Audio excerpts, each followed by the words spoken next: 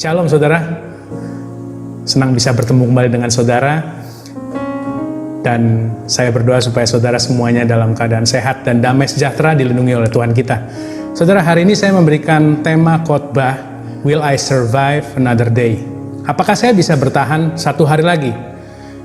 Perkataan itu, pertanyaan itu mungkin yang banyak ditanyakan oleh orang-orang di masa-masa pandemi seperti ini. Karena masa pandemi COVID-19 ini, saudara, memberikan sebuah ketidakpastian, uncertainty, di mana kapan ini akan berakhir, kapan ini akan selesai, yang dimana satu kata yang digunakan untuk mendefinisikan pandemi ini adalah krisis, saudara. Krisis.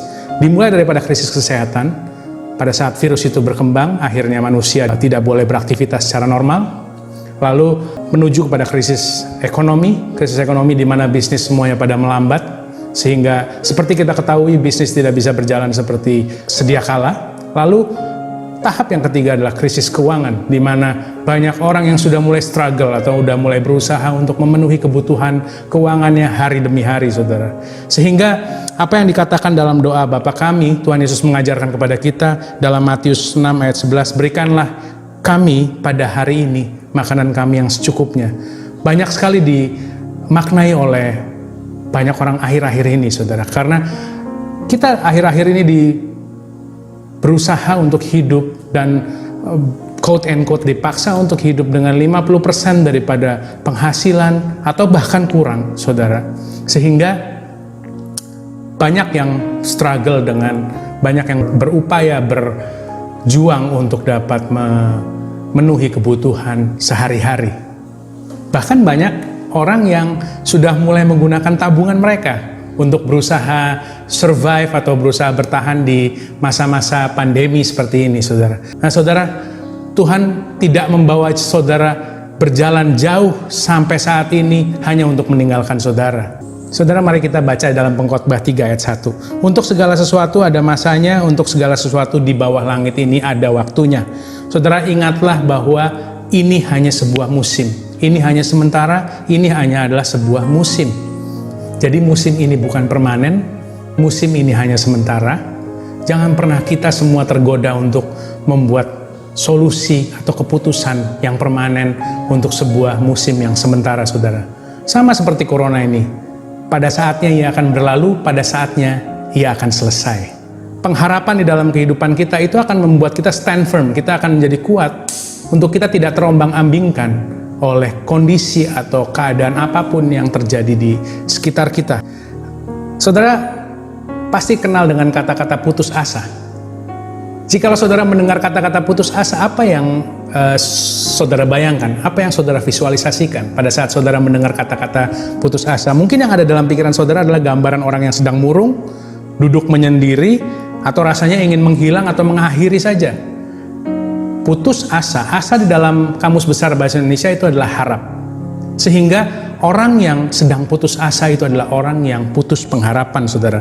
Kira-kira gambarannya seperti itu jikalau seorang kehilangan pengharapannya.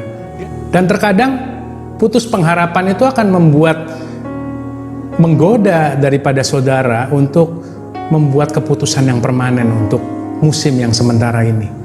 Saudara harus ingatkan kepada diri saudara bahwa pengharapan di dalam diri saudara harus tetap ada. Walaupun ekonomi sedang dalam kondisi kurang pasti dan belum ada kepastian kapan ini akan berakhir, saudara harus ingatkan kepada diri saudara sendiri bahwa satu hari kita melewati masa corona ini, itu berarti kita sudah satu hari lebih dekat akan berakhirnya hal ini semua. Musim ini akan berlalu, musim ini akan selesai. Untuk segala sesuatu ada masanya, untuk segala sesuatu di bawah kolong langit ini ada waktunya. Kuncinya, saudara, adalah bertahan. Kunci bagi kita adalah bertahan. Bagaimana cara kita bertahan melalui musim ini? Karena ini hanya sementara. Bagaimana caranya kita bisa bertahan melalui musim ini? Can I survive another day? Apakah saya bisa bertahan satu hari lagi? Saudara, selama saudara memegang pengharapan saudara, tidak ada yang tidak mungkin. Tuhan bersama dengan saudara. Saya hari ini akan membagikan 2 poin yang mungkin bisa memberkati saudara untuk supaya saudara bisa memiliki pengharapan dan juga dapat menjalankan kehidupan di musim ini dengan lebih baik, dan saudara bisa keluar daripada musim ini lebih kuat dan lebih tahan banting, lebih kreatif daripada saat saudara masuk. Nah saudara, poin nomor 1 adalah tetap berusaha dan merencanakan kehidupan Anda. Saya ingin ingatkan kepada saudara, jangan berhenti di musim ini hanya menjadi korban. Jangan berhenti di musim ini hanya menjadi korban. Tetaplah berlatih, karena practice makes perfect. Berlatih membuat menjadi sempurna. Tapi tidak berhenti sampai di situ saudara. Practice make permanent. Berlatih membuat segala sesuatunya yang sudah saudara latih menjadi permanen. Jikalau kita mau keluar daripada musim ini lebih baik daripada sebelumnya, kita harus tetap berlatih. Kita harus tetap berusaha.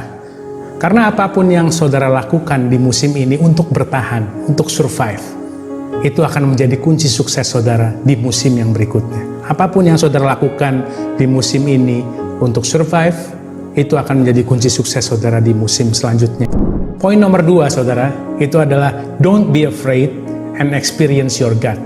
Jangan takut dan alamilah Tuhan. Suatu hal yang kita belajar daripada Yosua saudara, bahwa dalam menghadapi sesuatu hal atau sesuatu kejadian yang belum pernah kita tempuh, belum pernah kita lalui dahulu, kita harus menaruh Tuhan di depan kita.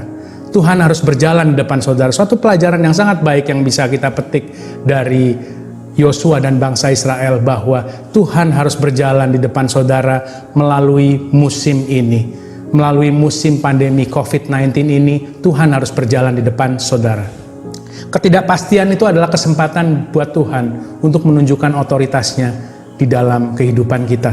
Saudara, waspada terhadap sebuah ketidakpastian itu sangat perlu. Berhikmat itu sangat penting. Bahkan di hari-hari musim ini, kita harus menjalankan kehidupan kita penuh dengan hikmat. Saya akan tutup dengan satu ayat, Yesaya 41 ayat 20 saudara. Supaya semua orang melihat dan mengetahui, memperhatikan dan memahami bahwa tangan Tuhan yang membuat semuanya ini dan yang Maha Kudus Allah Israel yang menciptakannya. Kata-kata yang menarik perhatian saya di dalam ayat ini adalah supaya semua orang melihat dan mengetahui, memperhatikan dan memahami. Untuk melihat dan mengetahui itu bisa dengan cepat saudara, bisa sangat cepat. Tapi untuk memperhatikan dan memahami, saudara butuh waktu, saudara butuh tenaga, saudara butuh fokus yang lebih untuk dapat memperhatikan dan memahami. Saudara dan saya memiliki portfolio pertolongan Tuhan dalam kehidupan kita. Kita sering ditolong Tuhan, bukan? Stay safe, ikuti anjuran pemerintah, jaga kesehatan saudara, minum vitamin yang saudara perlukan, tetap berlatih, jangan pernah hilang pengharapan. Amin. Tuhan Yesus memberkati.